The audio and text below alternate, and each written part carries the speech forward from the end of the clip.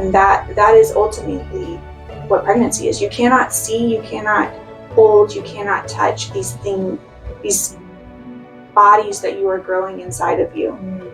All you can do is hope and believe that a good end will come.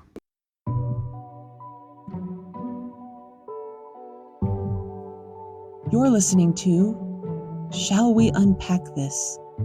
With your host, Leilani Carrasco.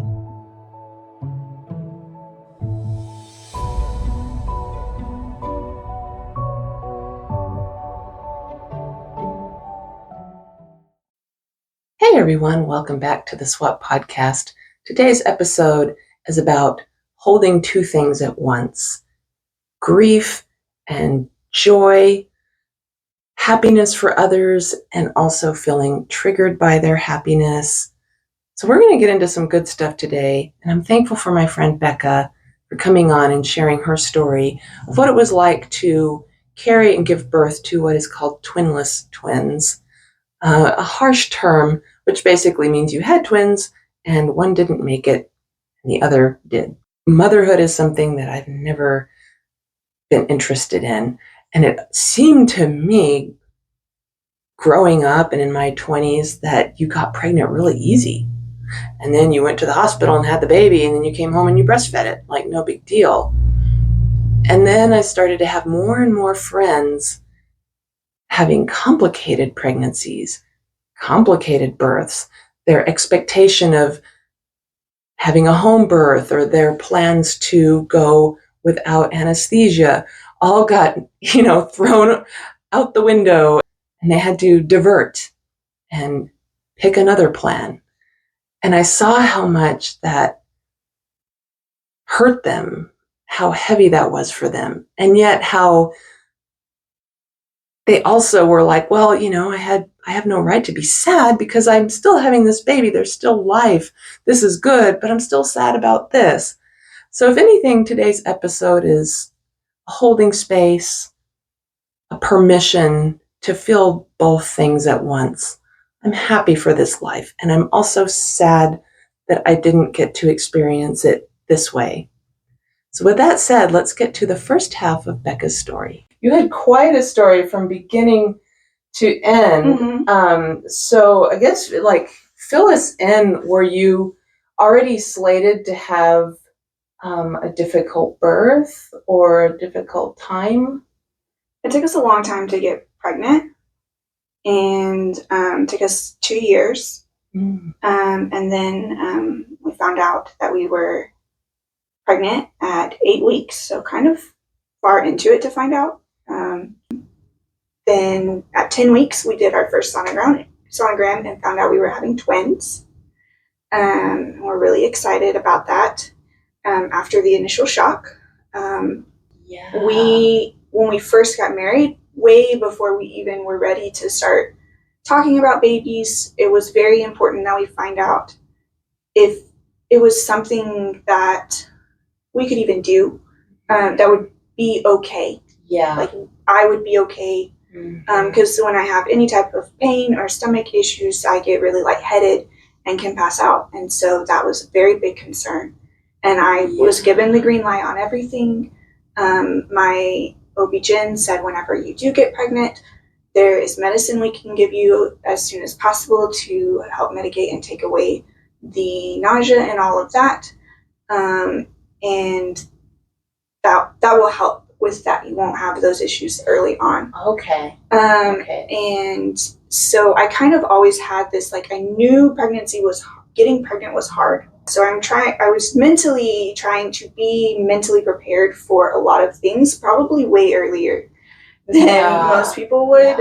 So those things were always kind of in my mind, because I'm one of those people who, from just a young child, I knew that being a mom was an important thing to me. So I always knew that I wanted to be a mom. That was always a goal and a dream of mine, to be a mom in some way, whether it be through adoption or through natural. Yeah. So I kind of always paid attention to those things that could maybe help or hinder, and kept those in my mind. Yeah. Oh, that's so beautiful, because I've always been one, like, I mean, I have these jokes where I'm like, I have a yearly pregnancy scare where in the summer it's really hot and I start taking a lot of naps and craving fruit, and I always freak out. And I'm like, could this be me? Am I pregnant? And I just freak out. It's not my experience at all. And so it's so interesting to hear about people that really want to be mothers and then really want just the best experience possible, and how nurturing and loving it all is. It's just like, wow. So when you found out that you had twins, you were already 2 months into 10 weeks. things. Okay. So yeah, 10 weeks. I'd only known for 2 weeks. Okay. At that point. And then you wound up delivering at how many? 30 weeks? 30 weeks. So you had like just like a handful, like 20 weeks to play with, very, very quickly. Yeah. Okay. Yeah, so things went really fast. Yeah. And so how was that first half of pregnancy? I was extremely nauseous all the time. Could barely eat anything. I think I ate mostly goldfish.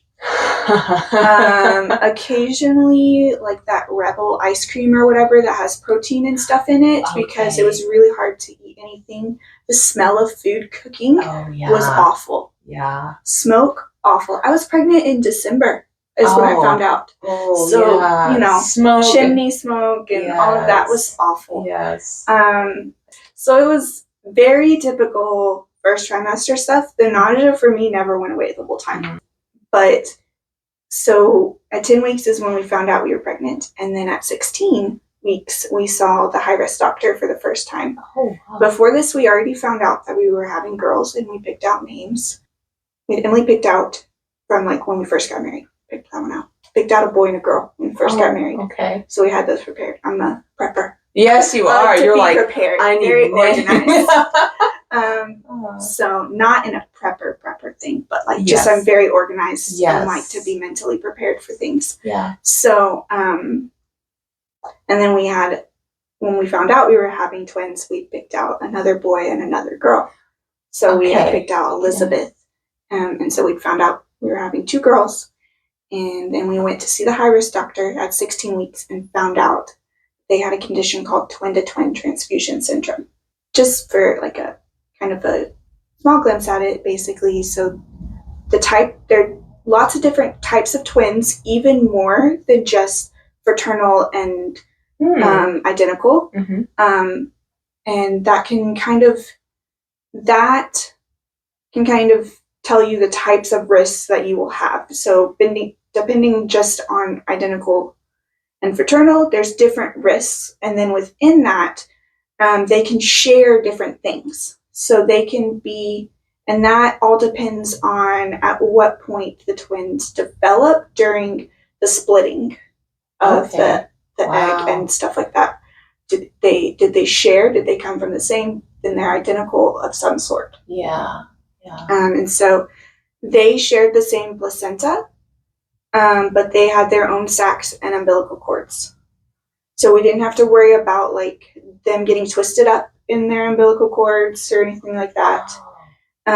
But twin-to-twin transfusion syndrome specifically happens for these types of twins. Okay, that makes sense, because they're kind of, I can see now how there'd be so many varieties and what do you call it, like configurations of, I never thought about that before, how they'd be. Because twins can share the same cord, and then it just splits up. Like what? There's like crazy. All kinds. If you can like look up. I'm like sure there's anything you can think of.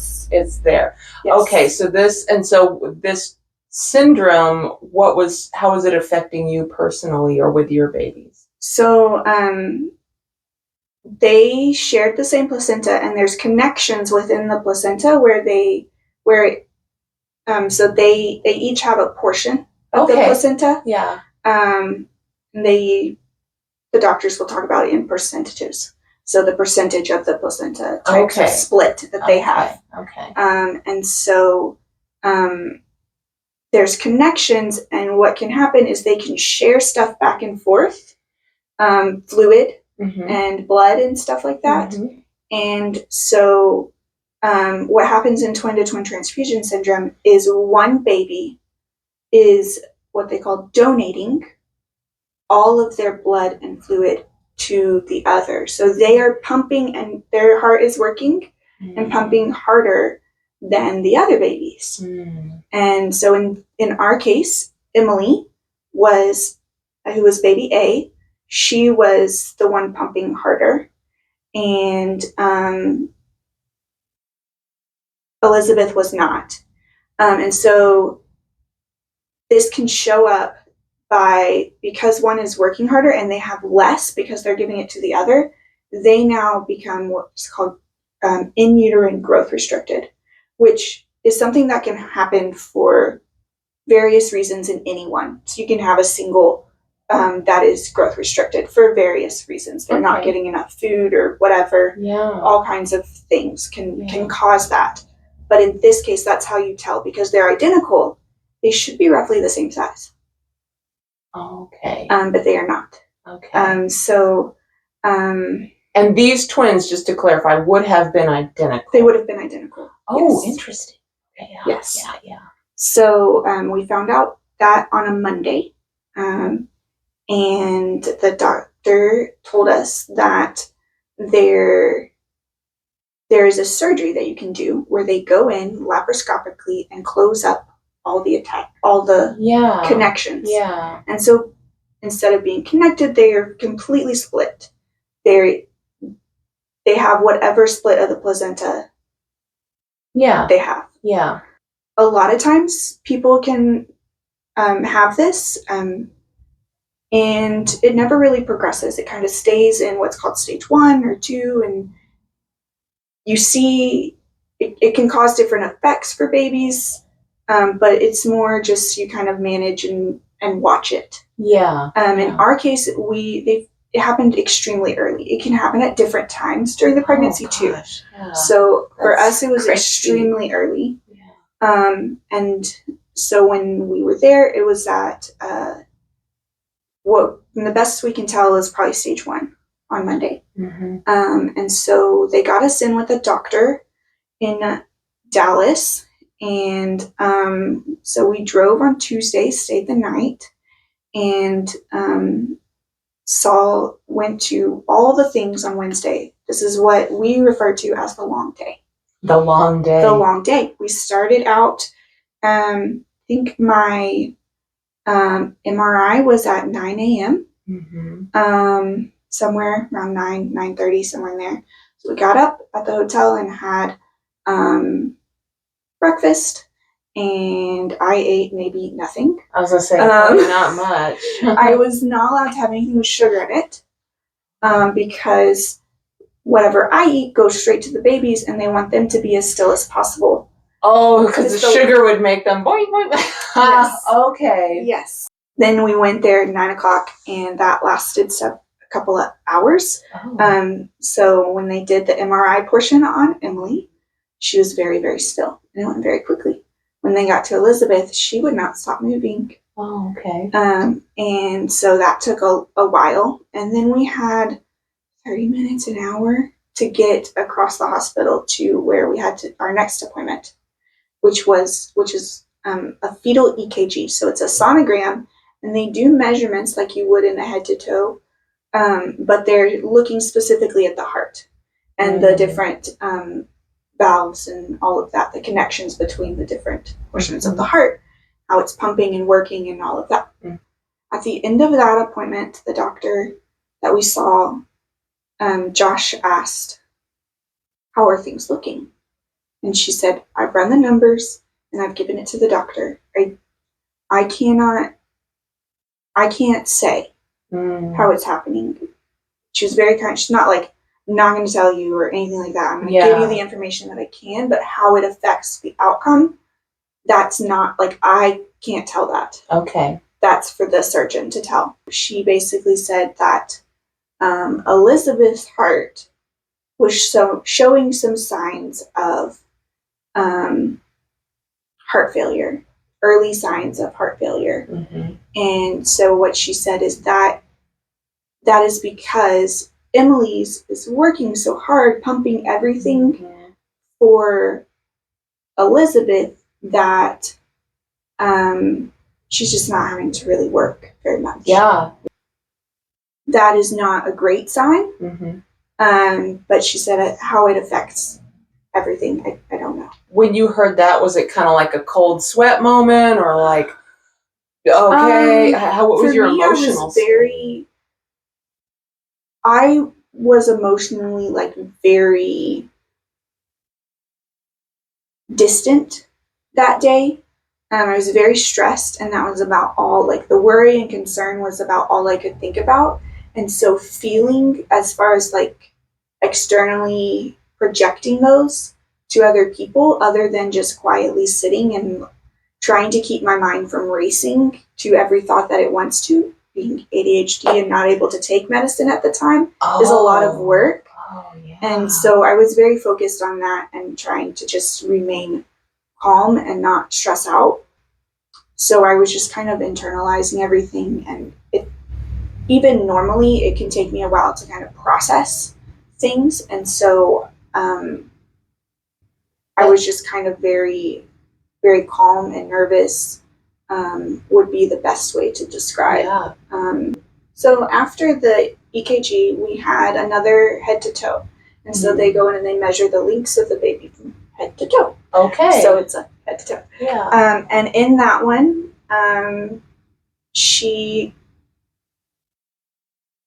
the doctor could not get any measurements on Emily. There was not enough amniotic fluid in it to see her on the sonogram. Huh. And they got all the head to toes. We have, when you do a sonogram, you get pictures of the baby. And so we have several pictures of Elizabeth from that day, but we don't have any of Emily. Okay. Wow. So we don't know about Emily yet, or any measurements. And so since this was a long day, you've already gone to 3 different things. Was that the end of the day? So immediately after that, we went in and met with the surgeon. Oh, God. So it was the surgeon and then also the OB-GYN that did the head to toe. And they were very great, very straightforward and kind, and very basically said, these are the odds that you have based on the decision you make. And so the decision was we could do nothing, and we would 100% lose both of them. Yeah, I can see one would get weaker and one would just get burnt out. Okay. And so if we did surgery, we would still have a chance of losing one or both, but we would have a chance to save both. And they said, we're not telling you what decision to make. We're just giving you your odds, and it's entirely up to you. You can decide how much intervention you want to do. Because there's so much to the decision. There's the emotional, and there's the physical. There's a lot to the whole situation. And so they said, we can give you some time to decide. We can give you time to talk about it, but you have to make a decision today. As far as as far as it's progressed, you have to decide today.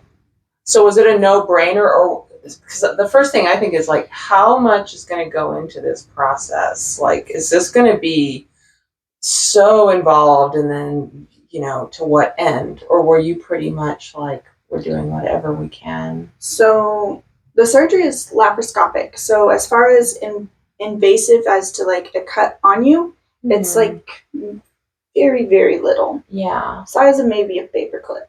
A staple. Yeah, so it's not very big. And so they go in. It's a very quick surgery. They just go in, close up connections, and they're out. They don't, because it is a fetal surgery, they don't want you to be out for that long or be open for that long. They want to be as quick and efficient, non-invasive as possible.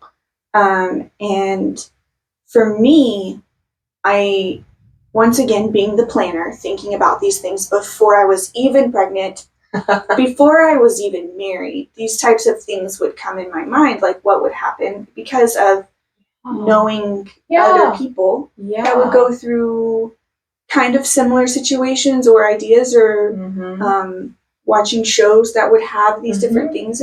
It brings up those types of topics in your mind. I had always known in my mind that if something like this came up, like I at this point I've been on this earth for a certain amount of time. I have been given these many years, and if that meant that I gave my life for new life, that was the decision I was making. And so it was a no-brainer to me. Josh he's a very nervous person. He's got some anxiety. I came real high during my pregnancy. And so he worries about these things, whereas I am like, here's what is important, and that is the goal. We're going to make that goal whatever it takes type of thing. He is the more like, I'm going to be concerned for you because you're not at this moment, have like no concern for your life. Yes. So he asks all the, what I call the husband questions.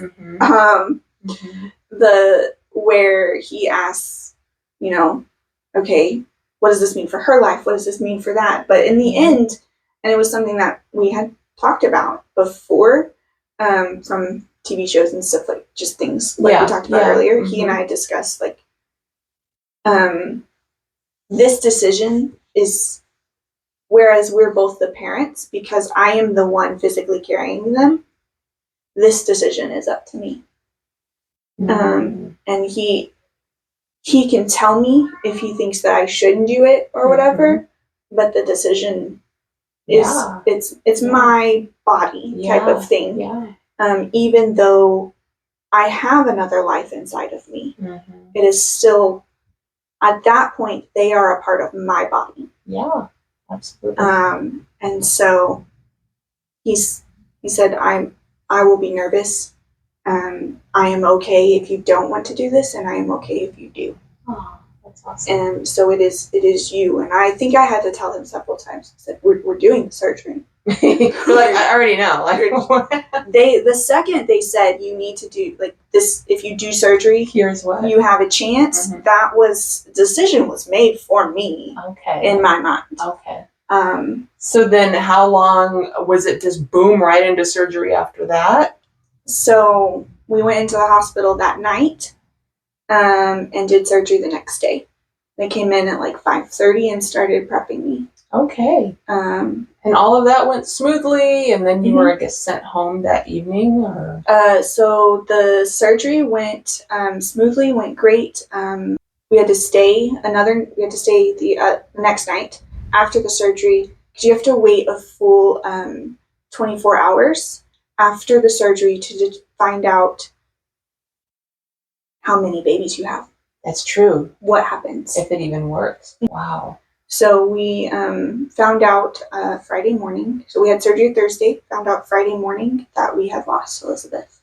And just that, well, I guess if in that short of time. Gives 24 hours gives them your body time to adjust the placenta and everything, to kind of adjust the new thing, and for babies to kind of get used to their new environment. They don't technically have really a new environment, except that, one's not having to give it all to somebody else, and another one would have to start working. Yes, which is very abrupt, and wow. And so here's an interesting thing.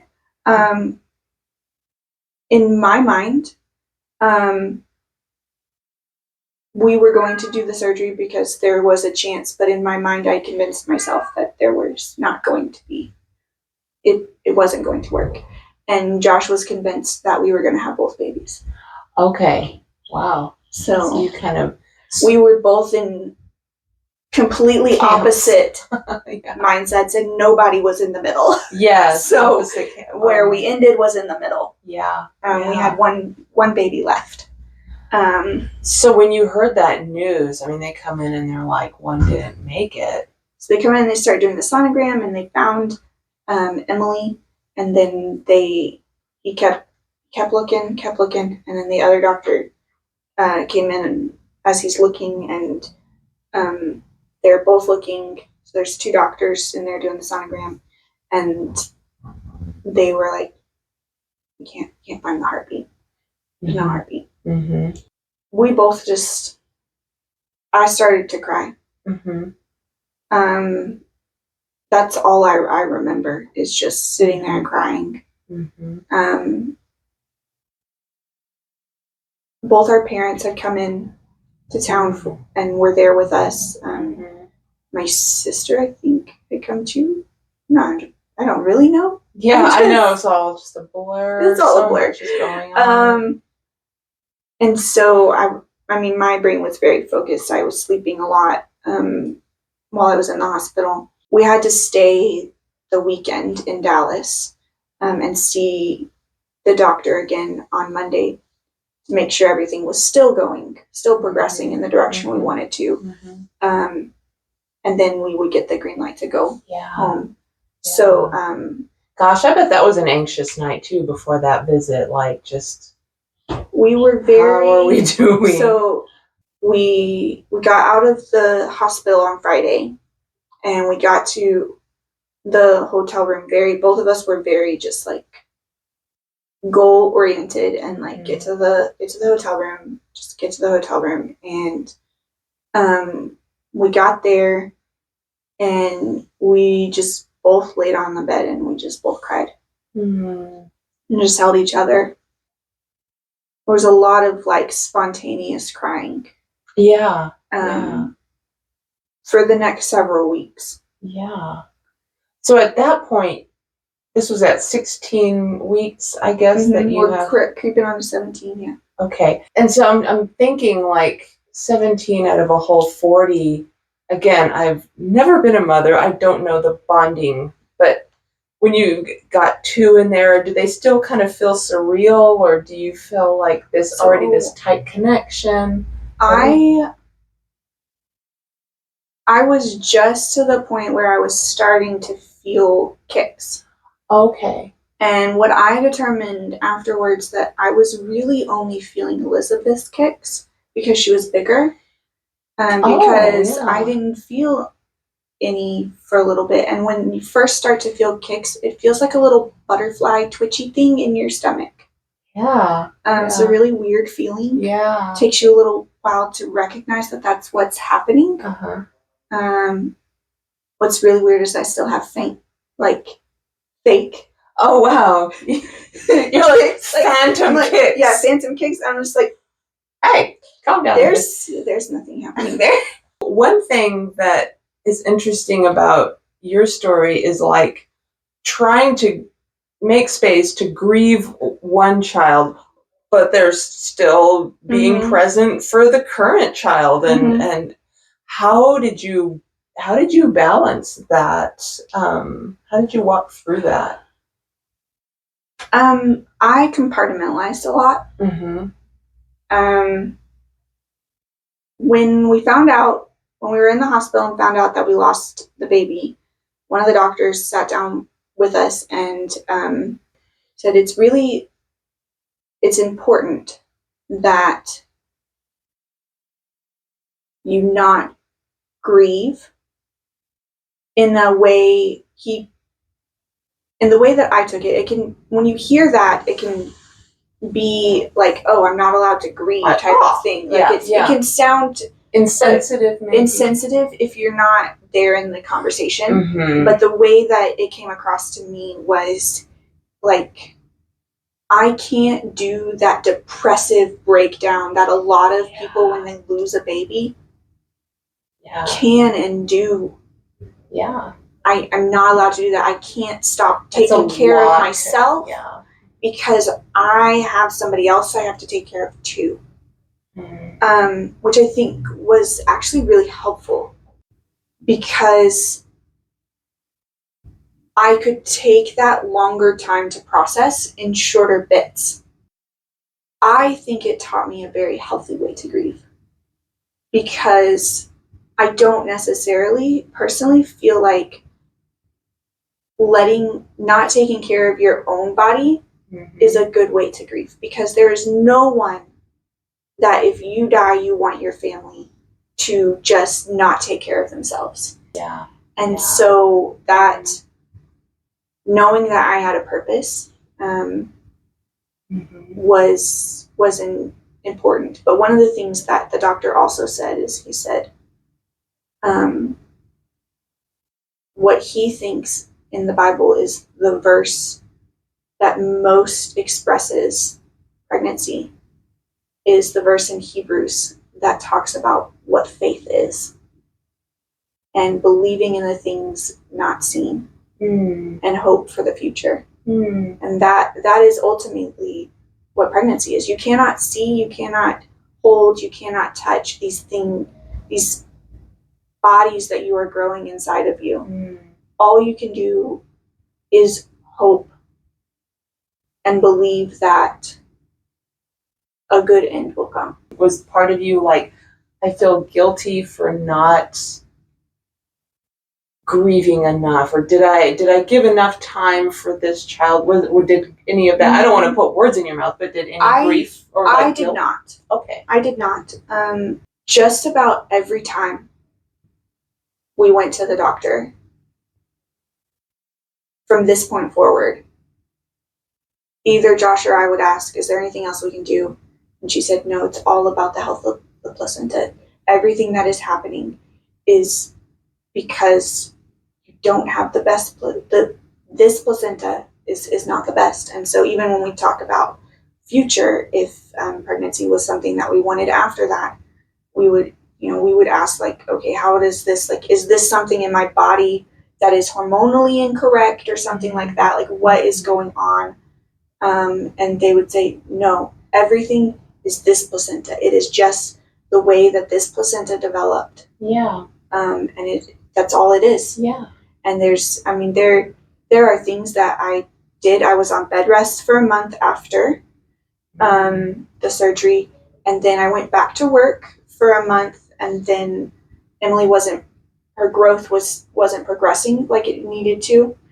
And so I went back on bed rest, and I took some medicine to help encourage her to grow. But it is still like, these are the things you can do to help, but you don't know how much and if they actually are helping when you're doing them. You're just doing best practice. Yeah.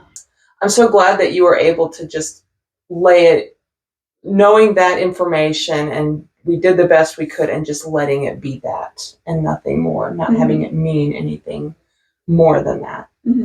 Has there been an element of, I know there's been so much to grieve, but was there an element of grieving that all those special moments, like getting to bond immediately, or They still happen.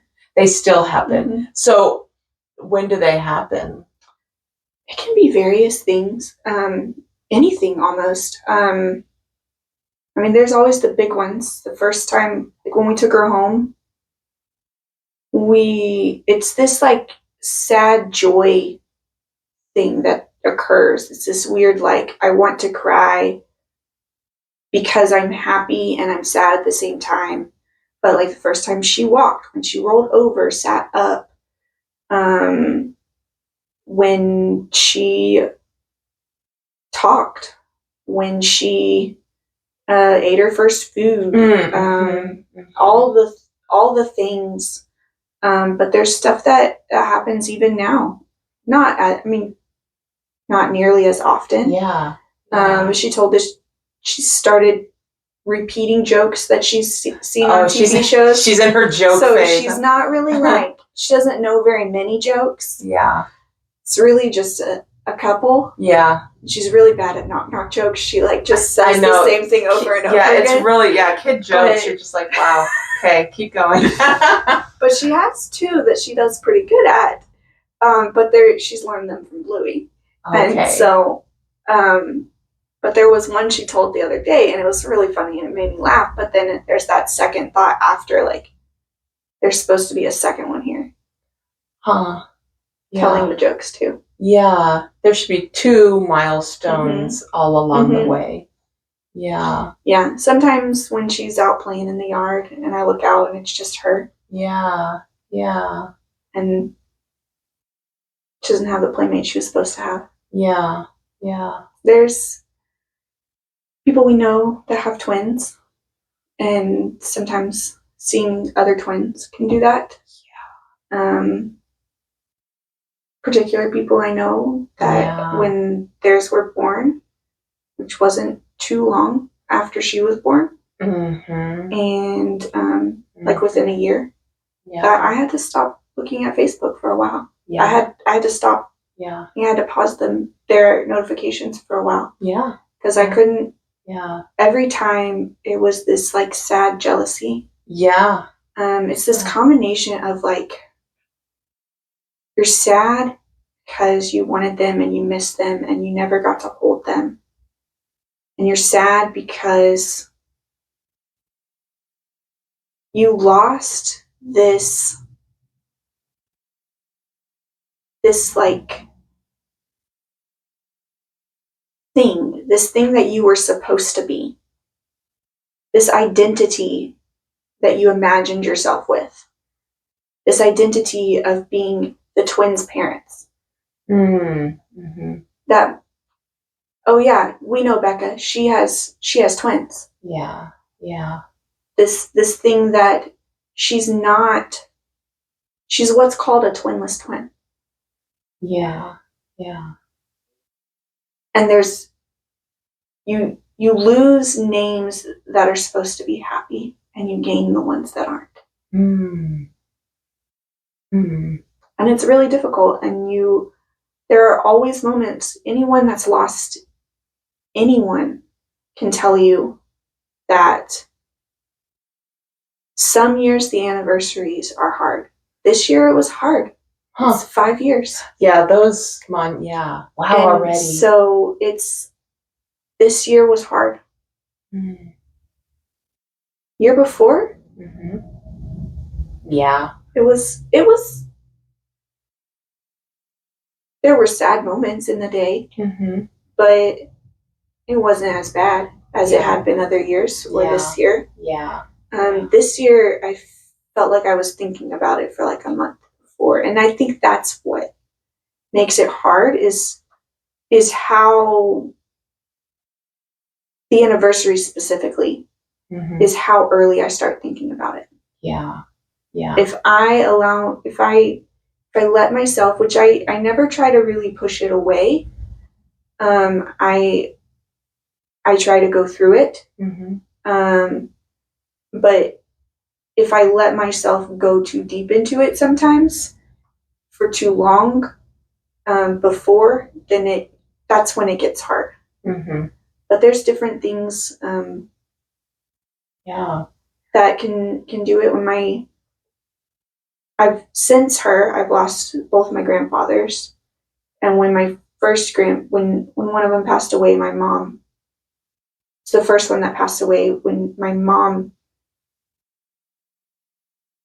said to me in a very kind way, and it's a kind thought to think about, and it didn't hurt my feelings or anything, but she said, all I can keep thinking about is Elizabeth up there in heaven showing him around. And I broke down because 2 days before I had been thinking the similar thing. And so, and it's just those things that all of a sudden, like, something someone says just hits. It hits in a different way. Sometimes being asked, is this your only one? Is this your only kid? Like, do you have any other kids? For the longest time, I didn't know how to answer. So this brings up a lot. One thing I wanted to touch on, I'm so glad that you did that for yourself. Like, unfollowing on social media can seem like, oh, why would they unfollow me? But it can never be taken personally. Sometimes it's just too much, and that constant reminder is just hurts, to swallow it every time. So I'm so glad that you just unfollow to reduce that trigger. Maybe one day you can pick it back up, but like right now, for your own sanity. And there's ways to do it where, like, if you're like, okay, this particular situation that they're having or I'm having is it. I can't see this right now, but I know in the future I will be in a better mental place to handle it. Yeah. There are ways to do it where nobody knows you're just not seeing their notifications. Yeah. You just pause. You can pause their notifications. If it's somebody you care about, which this is, I mean, these are people that I care about. Yeah. And so it's not that I don't want to know what's going on in your life or that I don't want to be your friend. It's that I need to not see this every time I pick up my phone. It is my responsibility to say, okay, I can't handle this. What can I do to fix this? It is good, it is cathartic, and it is helpful for others when people tell their stories, good or bad. When they say, this great thing happened in my life, or this really hard thing. Both of them. Yeah. And you don't always know the people around you and how it's going to affect. Because there are other people that have had twins that there's a twinge, but it's not the same. Huh, yeah. Like there's that twinge of like, I'm excited for you, but I'm sad, but I'm not like, it's not over the top emotions. And so it can, and that happens at different times. And so you don't really know, and that's not your job to say, oh, I can't post this because if I post how happy I am, someone else that I know that's had a hard time in this situation, it's not okay for them. Yeah. And it's important that maybe when you're face to face with them, you temper that. Yes. That is okay. Yeah. But those social media things, if it's something you want people to know, you're really happy that you got this job. You are having a kid when maybe you have friends that can't have kids or have been trying for a really long time and you haven't. I am fully able to be happy for my friends when they get pregnant, but I can't have kids anymore. So like that, I'm fully capable of feeling that sadness that I'm never going to do that again. And also be ecstatic for my friends. Yeah. Yeah. Like even when we were trying again and we were having a hard time, like I could still do that. Like that, I can be excited for you and sad, and it's not your responsibility to stop because of that. Yeah. You don't have to put some disclaimer or anything on your post. Like be happy about your life if you want to be happy. Yeah. That's fine. Allow me to say, I need to take a step back, or I need to maybe not be here in this moment as much because I can't. Yeah. And I want to be the best friend I can for you, but that also means I have to take care of myself. It is powerful to hear someone go through something difficult, especially when we've gone through something similar, to be able to see that someone made it to the other side, that it's going to be okay, gives you courage to realize that that can be possible for yourself. I'm really glad that we touched on the social media tidbit. It's just a part of our lives nowadays. It may sound petty to some, but the reality is that we go through seasons where it's hard to feel happy for others, and yet we want to be. And just allowing yourself the space to step back and limit the noises from the outside world, even if they're happy noises and they're good noises. So I'm thankful that Beckah was able to share that and hopefully give somebody else the courage to pull back and take care of yourself if you need that. So join us next week as we cover the second half of Beckah and her husband's story.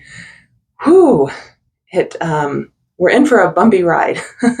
So we'll see you next week.